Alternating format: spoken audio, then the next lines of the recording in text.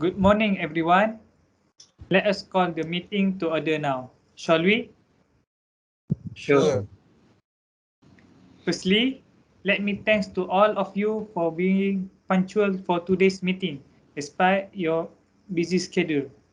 As all of you are aware, this is our second meeting to discuss our proposal on matter for people with disabilities. In today's agenda, our main concern will be assisting the people with disability. Before we start, could I remind all of you that I am planning to get through this by 1 p.m.? Will we have enough time, sir? Yes, I certainly hope we can. If all of us keep to the agenda closely. Mr. Azam, is everyone present today? I'm afraid not, Mr. Helmi. Rafaiz is not here. He sends his apologies for not being able to make it for today's meeting, as he has to meet a client at the airport. Right, not on that. Before we begin, let's first look at our previous meeting's minutes. Mr. Azam, does everyone have a copy? Yes, Mr. Helmi. The minutes have been circulated to everyone last Friday. Good. I hope everyone has looked at the minutes. Are there any amendments to be made? Mr. Helmi, I think there is a mistake in the date of the last minute meeting, and there is also a spelling mistake in your name. The spelling of Mr. Helmi name should have an H, but it is not written. Indeed. Thank you for pointing that out. Mr. Azam, please take note of that. Yes, Mr. Helmi. I will make a correction and proceed to you later. Is there anything else? No. No. In that case, can I propose the minute to be accepted? And I second the proposal. Thank you, Mr. Saifullah and Mr. Shazwan. Once the minutes are done, I will sign the minutes as the correct record. Before we proceed to our main agenda for today, are there any matters from the previous meetings to be brought up? No, Mr. Helmi. There is no matter from the previous meeting to bring up. Okay, so can we begin our meeting to discuss our proposal on matters regarding assisting the people with disabilities in facing challenging situation nowadays? Yes, Sure. sure. Okay, let's move on to the item. Item 3 on the agenda, which is matters arising. Mr. Azam, can you brief us on that? Yes, definitely, Mr. Helmi. Well, as we all know, we have prepared for the required recruitment for disability people, but we cannot find and attract application from as many qualified people with disabilities as possible. Therefore, I suggest that we should consult with the employment bills for a disabled person or any other agencies by ensuring that job vacancies are publicized just as on social media, radio, internet are accessible for people with disability. That's a brilliant idea. I am completely in favor of the idea. Yes, I think that is the right thing to do. Okay, so it is agreed that the decision to publicize the employment service in social media. Next, I would like to hear from Mr. Shazwan, who is going to tell us on the financial report. All right. As we all know, our company will launch several projects in conjunction, supporting people with disabilities so that they can actively participate in the national workforce. Then, and therefore, the total cost of expenses has been estimated, which has set aside the sum of RM 10,000. For information, the head of the department had been required to submit a proposal for the approval of the Human Resources Department. So it is agreed that the proposal will be carried out to the next meeting. Okay, if we open up good opportunities and take the disabled workforce to be one of the employees in our company, do you all agree? I agree. As we know, people with disability who fulfill the work exercise and find themselves in a accessible work environment can work to their full potential, which can increase productivity and less fluctuation. Also, it can give an economical advantage for our company as we may receive tax credit or other incentive. I'm sorry, but I'm afraid I can accept the idea. Because this decision will cost a lot of money for our company as they need a special accommodation to support them. Isn't it? I'm sorry, but I disagree with Mr. Azam. This accommodation is not expensive at all. I've read from the article that according to economic and job communication expert, the amount of money for accommodating a particular disability worker is often surprisingly low. So I think there is no problem with the cost after all. After all, our company has funds from the government, and I think this is the right time to use it. Besides, we also provide opportunities to them in accordance with some of the requirements, right? Yes, I agree with you, Mr. Shazwan.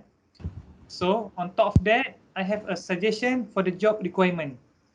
For me, it is better to hire people who have working experience. Say the person is visually impaired and colorblind. So, do you all agree with that? Or any other suggestion to be added? Yeah, I agree with the idea suggested by Mr. Helmi. And I would like to add marital status in their recruitments as we need to know whether they can give us full commitment or not. So I think we should prefer a single applicant rather than a married one. Yeah, that's right. But education background is also an important requirement in any job vacancy. So I suggest adding the requirement that they must have a skill certificate or diploma in any related field from a registered institution for applying for this. I see all of your point there. Mr. Azam, if our plan is approved, how many vacancies in the design department are still vacant and available?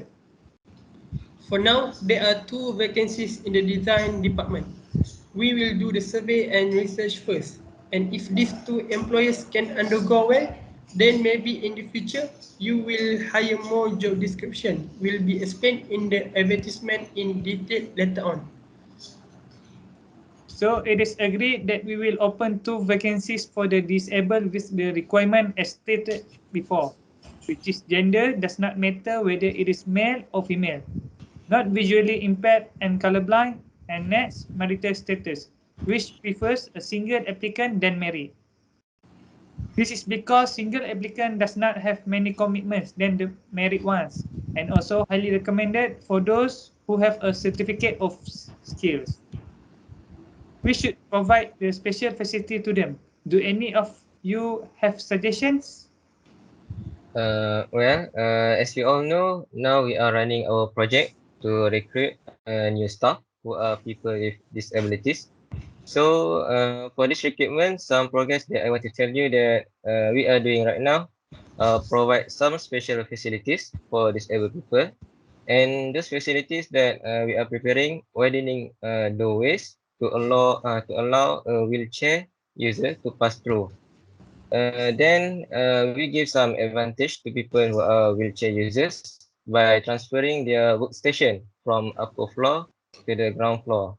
Besides providing specially modified equipment such as a special keyboard adapter for someone who has artistic or a telephone adapter for someone with a hearing impairment. Sorry for interrupting, Mr. Shazwan and Mr. Chairman. I'm afraid that I'm not quite clear on your point. Mr. Shazwan, can you repeat that, please? Sure. What I was saying is that we are preparing some special facilities for staff with disabilities, such as the walkway, which they will use daily. We also provide special equipment, such as a special keyboard adapter and a telephone just for disabled employees. Thank you for your explanation, Mr. Shazwan. Okay, next, I would like to give some space to Mr. Azam, who will report on the training project. Yes, sir. I suggest we do some training such as self-management training and skills for disabled people so that they can adapt to their jobs and will be more self-sufficient in the new workplace. In addition, they will also acquire various skills in the skill training that we provide for free. The same goes for other employees in our company. There will also be sign language training so that they can communicate well with each other. But I have a problem where I do not have enough people to help me manage this training project. And I really hope to have an assistant who can help me for sure. Well, this is a good idea, and I will ask Mr. Rafaiz to assist you in this project. So, what about the location or venue where the training is to take place? Does anyone have a suitable idea? We can do outdoor training by using Universal Team Builder service. They provide professional corporate team building solution and full team building activities across Malaysia and Asia that suit their client needs to and requirement. Sorry, but I do not agree with the proposal regarding the outdoor location due to the unpredictable weather at the moment, which may cause the non-smooth running of our program.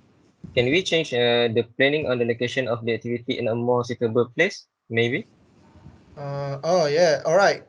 If that the case, maybe we can do indoor training. If I'm not mistaken, there is a training or seminar room near Ampang Park, which is quite affordable and include 3 meals per pack, and I think it is worth it for our company. Great idea, Mr. Saifullah. I think we should do indoor training. Will be at the Ampang. Sounds great. Okay, so since everyone is in agreement, we will choose to carry out indoor training as it is more suitable and safe for the disabled person and considering the rainy season is not yet over. So it is decided that Mr. Azam will lead the indoor training and assisted by Mr. Rafaiz. Now, Mr. Saifullah is going to tell us about the proposal on communication awareness. Definitely, Mr. Helmi. Thank you. Alright, now I will present to all of you about our new program on communication awareness that will be conducted in the last week of February this year.